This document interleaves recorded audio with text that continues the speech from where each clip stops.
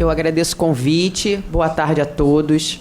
Eu vou procurar aqui complementar, na verdade, a fala de todos aqui da mesa e trazer algumas questões também de cunho prático, algumas dificuldades com as quais a gente se depara, porque muitas das vezes a gente tem grandes avanços legislativos que são muito importantes, mas a questão de operacionalizar, de como isso acontece, como é que, por exemplo, uma equipe policial, juntamente, que a gente sempre faz trabalhos em conjunto com outras instituições, quais são os problemas, como é que é a realidade, o porquê da dificuldade de uma investigação e de se conseguir uma condenação. Como a doutora Natália falou, que é muito importante a gente ressaltar isso, o tráfico de seres humanos é a terceira maior fonte de renda ilegal do mundo. Movimenta muito, muito dinheiro. Só perde para o tráfico de drogas e o tráfico de armas. É o comércio de seres humanos. É a mercantilização. A gente coisifica a vítima. É um ser humano vendendo outro ser humano. E há palavras de traficantes que dizem que é muito mais interessante, muito mais lucrativo você vender seres humanos do que drogas e armas, porque o ser humano você pode revender. Então é muito comum também nas organizações criminosas a revenda de pessoas. Então é um mercado extremamente lucrativo. E a visão popular desse fenômeno, ela ainda é muito restrita, principalmente quando a gente ouve que esses fenômenos, esses tipos de crime acontecem numa fazenda lá em Marabá, a gente acha normal.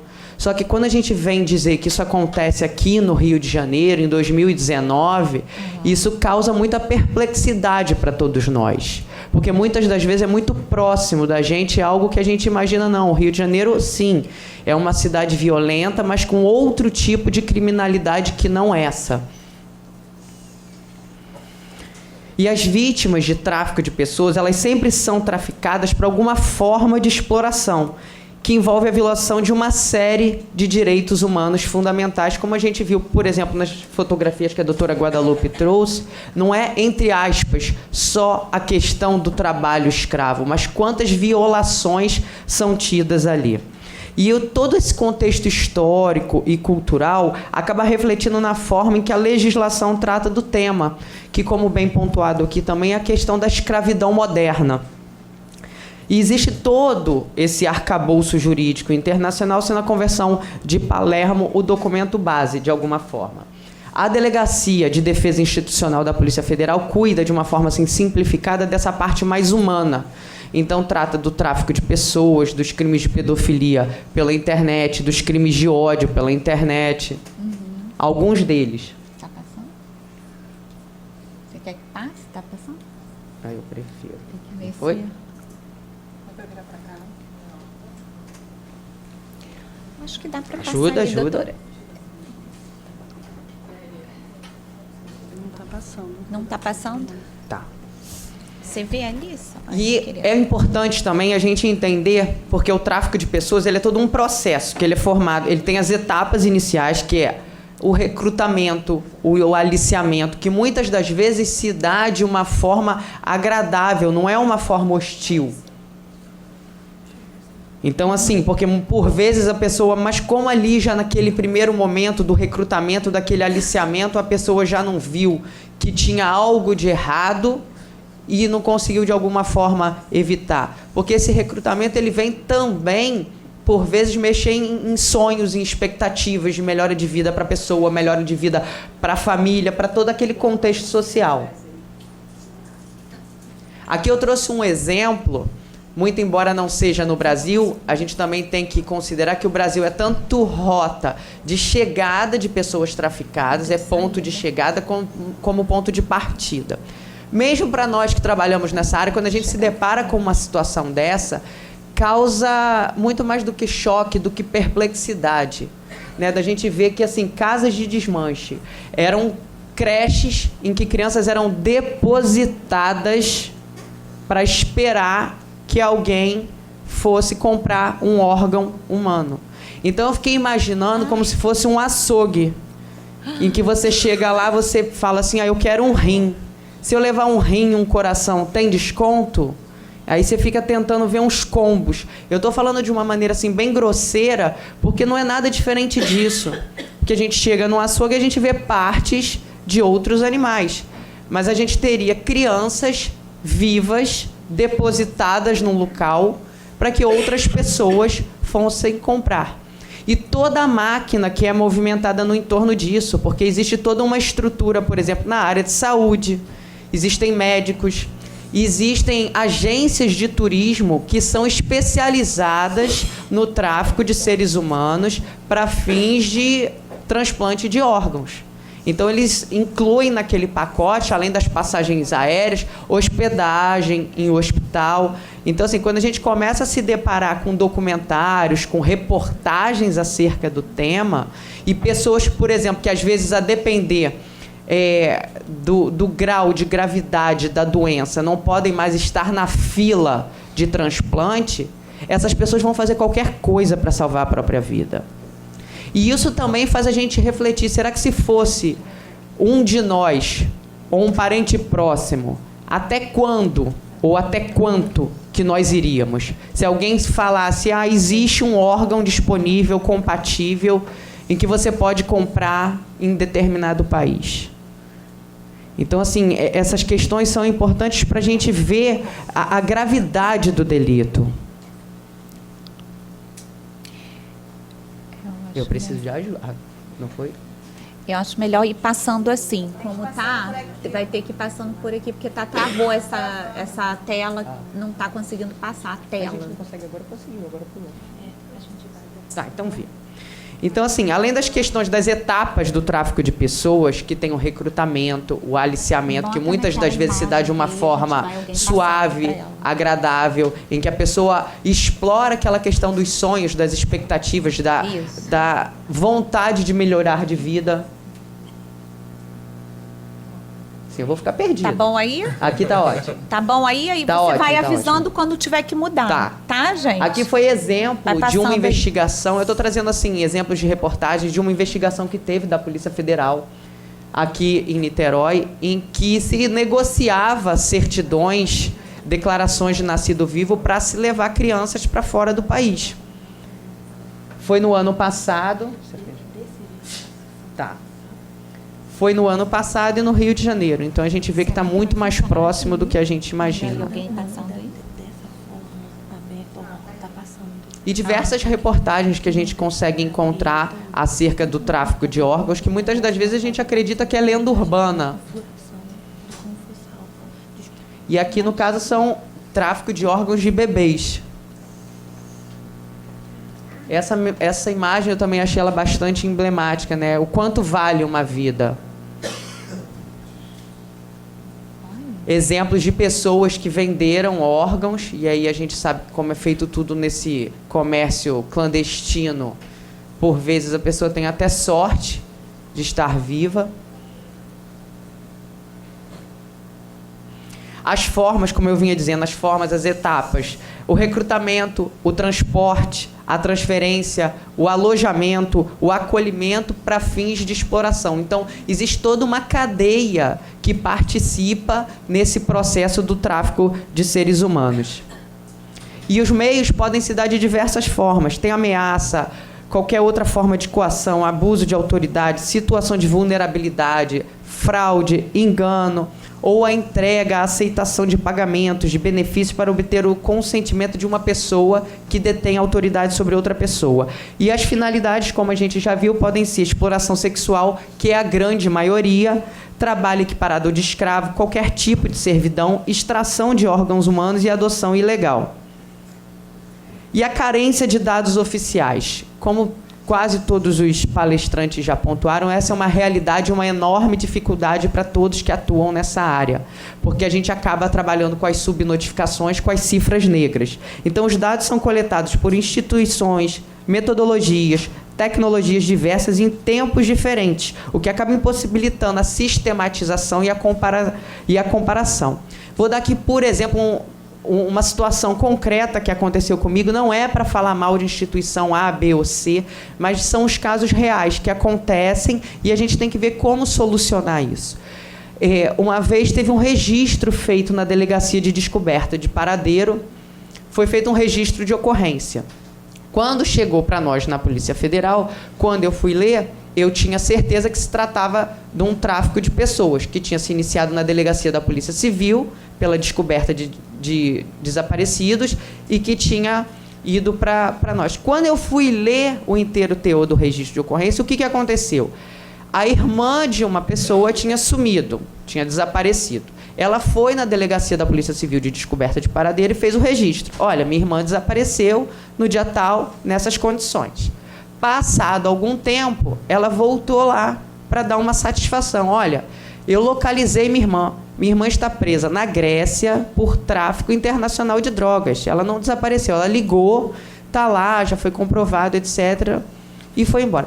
Quantas vezes, sejamos sinceros, uma pessoa que tem qualquer tipo de problema ou de crime que faz um registro, retorna para dar, vamos assim dizer, essa satisfação da conclusão do caso? Fato é que isso estava registrado, isso consta formalmente nos índices de estatísticas de algum lugar da Delegacia de Descoberta de Paradeiro, foi para a Delegacia de Defesa Institucional da Polícia Federal por se acreditar que se tratava de tráfico, e na verdade era tráfico, mas tráfico internacional de drogas. Então aí já demonstra assim, a confusão que, por vezes, se um registro não for bem feito, o problema que pode ocasionar futuramente. Então, assim, outra questão muito real, como a doutora Guadalupe falou, da questão do trabalho doméstico escravo, do trabalho doméstico forçado. Eu tenho relatos de pessoas que foram abusadas sexualmente quando crianças, que foram vítimas de pedofilia, e que dizem que eram moradores de rua, e que no Rio de Janeiro, e que quando crianças eram pegos, às vezes, ela falava assim, adoção, mas adoção assim, que bonitinha, vou levar para casa, e levava para casa para fazer os serviços domésticos, para fazer de empregada. Uma dessas vítimas me relatou, ela falou, Paula, eu não tinha altura para chegar na pia da cozinha. Eles colocavam um caixotinho para eu poder fazer as coisas. Só que, além de eu ser muito novinha, muito pequena, magra, não sabia fazer nada, eu fazia tudo errado, eu quebrava muita coisa em casa. Então, chegou um momento que eles viram que eu não prestava para muita coisa. E aí, me devolviam para a rua. Só que isso aconteceu inúmeras vezes. E, muitas das vezes, no prédio em que a gente mora, num prédio próximo. Então, assim, são realidades que estão ali permeando, que às vezes a gente não consegue imaginar que uma coisa dessas pode acontecer.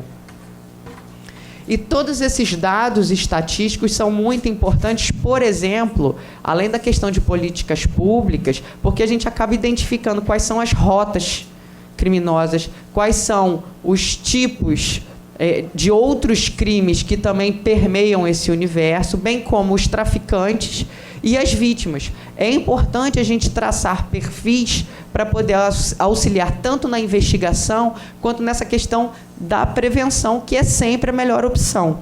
Então, há uma variedade muito grande de categorias e de formas de registro, praticamente impossibilitando essa comparação de dados. É importante, mas esses dados que a gente tem hoje sempre são, eu insisto em dizer, são cifras negras. São números que a gente sabe que estão muito aquém da realidade. E outra grande dificuldade que a gente encontra no combate a esse tipo de crime, que não acontece, em regra, com outras modalidades delitivas, qual é? A vítima, em geral, não quer contribuir. Ela não quer colaborar, por uma série de motivos. Mas, ao passo que em outros crimes a vítima é a primeira pessoa a procurar a polícia, a querer dar relatos mais detalhados, nesse tipo de crime a gente tem muita dificuldade. Num primeiro momento, de identificar quem são as vítimas, de localizá-las. E quando a gente consegue, a vítima, por vezes, faz um relato, depois não quer, ou decide se retratar, ou não quer mais falar sobre o assunto. Casos de investigações que nós temos também. Tráfico de pessoas para prostituição no exterior. Alguma pessoa notifica a polícia, uma das vítimas. O que ela tem de informação? O nome, vamos assim dizer, o nome de guerra das demais vítimas. Quem eram as outras pessoas? A Pink. E quem é a Pink? Ela aliciou a gente na praia de Copacabana, na extinta boate Help, que era um local conhecido. E aí você fica assim, Pink, mas quem é Pink? Ou então você tem, às vezes, um nome, mas a gente sabe que dificilmente é o nome da pessoa. Então, já começa aí uma grande dificuldade da gente conseguir qualificar essas vítimas. E muitas das vezes, quando a gente consegue identificar, muitas delas já mudaram de vida, constituíram família, então não querem, mas querem apagar aquele passado. Por vezes a família não sabia da situação de prostituição. Então, assim, vários fatores acabam dificultando. Não é só a questão dos traficantes, a questão também, por se tratar de um delito transnacional, que a gente se depara também. Muito embora exista a colaboração entre os estados, existe uma grande dificuldade. Porque aqui, por exemplo, quando a gente vai fazer a requisição de dados cadastrais, a gente já esbarra nessa dificuldade, pode, precisa de autorização judicial, não precisa. Imagina quando a gente depende de uma cooperação jurídica internacional. Como é que se faz, os trâmites, o tempo que isso demora. Então, assim, essa questão da gente ter, nem sempre poder contar com a colaboração da vítima, também dificulta em muito a investigação, tanto quando eu falo vítima, quanto testemunhas. E acaba sendo uma forma de criminalidade subnotificada. E diversos motivos contribuem para esse tipo de subnotificação. Primeiro, a vítima ela já foi enganada, e muitas das vezes ela foi enganada por toda aquela cadeia de pessoas que estavam envolvidas na rede, na organização criminosa. Então, existe uma grande desconfiança, tanto do sistema de polícia, quanto do sistema de justiça. Porque, a depender do lugar, a gente ouve histórias de que existe também policiais, por exemplo, quando tem a questão de imigração envolvida, policiais que estão envolvidos também nisso. Então, assim, a vítima chega num ponto que ela fala assim, quem que eu posso confiar agora? Quem que realmente vai me ajudar nesse processo? Além disso, o receio da pessoa traficada dela ser discriminada, dela ser incriminada, o medo de ser deportado, de ser expulso. Ontem eu estava assistindo um documentário em que uma vítima falou assim que ela, por anos, nunca ninguém questionou dela ser vítima de tráfico de pessoas para fins de exploração sexual. Ela era vista como uma criminosa em diversos dos países pelos quais ela passou, por estar sem documentos, tem a dificuldade da barreira linguística, por não conhecer os órgãos competentes, em que porta que ela poderia bater para pedir ajuda.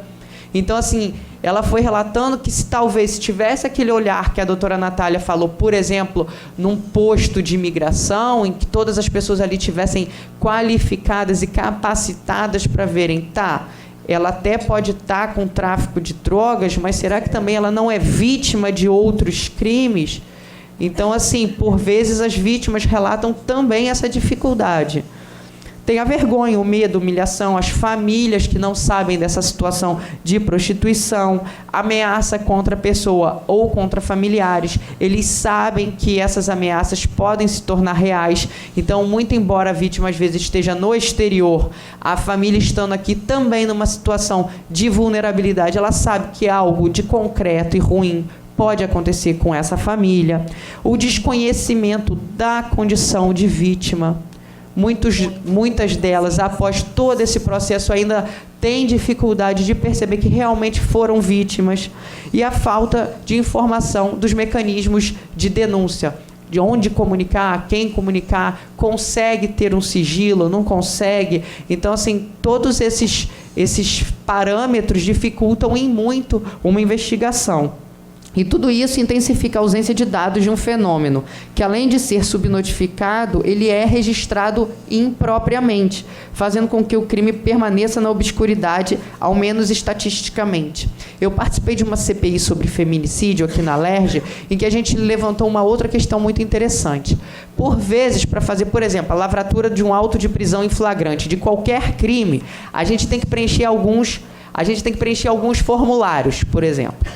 E quando um formulário começa a não dar tanto o resultado que se aguardava dele, em vez de se consertar, se aprimorar aquele formulário, o que a gente faz? Cria outro formulário. Então, chega uma hora que você preenche uns 10 formulários, muitas das vezes, quem está ali na ponta preenchendo, olha, não vê serventia nem utilidade naquelas perguntas. Ah, estatura do preso, tem tatuagem, não tem? Cor de pele, como é que a gente vai classificar isso? Além dos critérios, por vezes, também serem extremamente subjetivos.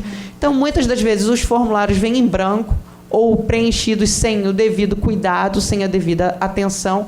E quando as instituições públicas precisam de dados oficiais, é nesses formulários que esses dados vão ser buscados.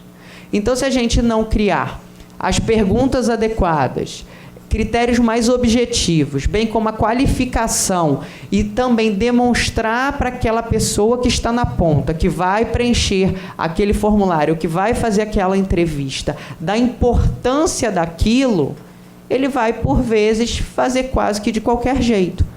E, assim, às vezes, num primeiro momento, aquilo pode até ser que não tenha tanta importância ou influência naquele delito, mas, às vezes, vai ter reflexo em outros.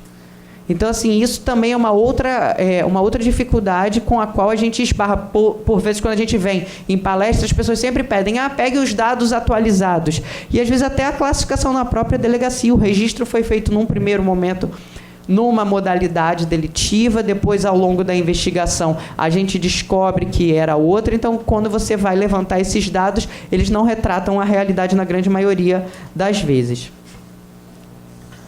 E um dos principais desafios também para a gente coibir é como as autoridades locais acabam identificando essa vítima, porque, por vezes, leis locais podem facilmente ver aquela vítima, aquela pessoa traficada, como um imigrante legal, como um criminoso que merece punição.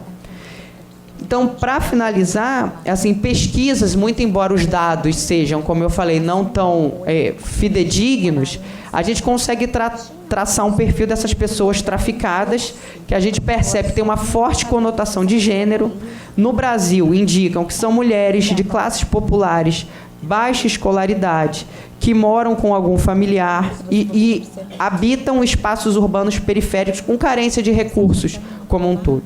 E um outro dado extremamente importante, a grande maioria, no que diz respeito às mulheres que são traficadas para toda e qualquer finalidade, elas têm filhos. Então, a gente vê também uma outra grave consequência desse crime, que são os órfãos do tráfico de seres humanos. E essa situação de vulnerabilidade, como foi pontuado aqui, que vai determinar quem tem maior propensão ou não de ser vítima. Em algumas sociedades, a gente percebe que mulheres estão mais suscetíveis, mais vulneráveis do que outras. E, por exemplo, quando a gente percebe um certo grau de empoderamento feminino, acesso a estudo e a trabalho, bem como se assegurar direitos civis, políticos e sociais das mulheres, a gente percebe que há todo um fortalecimento e você consegue evitar que novas vítimas sejam feitas. E uma outra questão que eu acho interessante a gente falar, que também muito se pondera sobre a questão do consentimento. Mas a vítima já se prostituía aqui, qual é a diferença de se prostituir aqui e se prostituir lá? Ela consentiu. Vamos até dizer que tenha havido algum consentimento em relação à prostituição, mas jamais há um consentimento em relação à exploração, que é o que acontece aqui. Que as pessoas são exploradas para todo e qualquer tipo de atividade. Então, sempre há um engano, sempre há uma fraude, e mesmo que a pessoa tenha consciência de alguma coisa e consinta de alguma forma, jamais com a exploração. Então, a gente percebe que, muito embora a gente tenha grandes avanços legislativos que são extremamente importantes, com convenções e tratados internacionais, leis internacionais e leis nacionais, a gente percebe que, infelizmente, a impunidade ainda predomina. Então, por isso que é extremamente importante esse debate, a gente lançar luz à escuridão. Que a gente percebe, por exemplo, toda vez que sai alguma reportagem, alguma operação, ou até mesmo a novela que houve um tempo atrás, salvo engano, era Salve Jorge, que tratava do assunto. sem querer questionar se era boa, se não era, se a visão era positiva ou negativa, mas a gente percebe, pelo menos eu, na qualidade de delegada de polícia, que toda vez que o tema é de alguma forma debatido, parece que se abre uma janela e as pessoas se encorajam de comunicar, de noticiar. Então, todos esses tipos de campanha que a gente tem, de informação, são extremamente relevantes, porque, segundo estatísticas, menos de 10% dos casos a gente consegue condenação. Então, a gente tem que fazer nosso papel enquanto instituições, mas também enquanto sociedade. Agradeço a todos.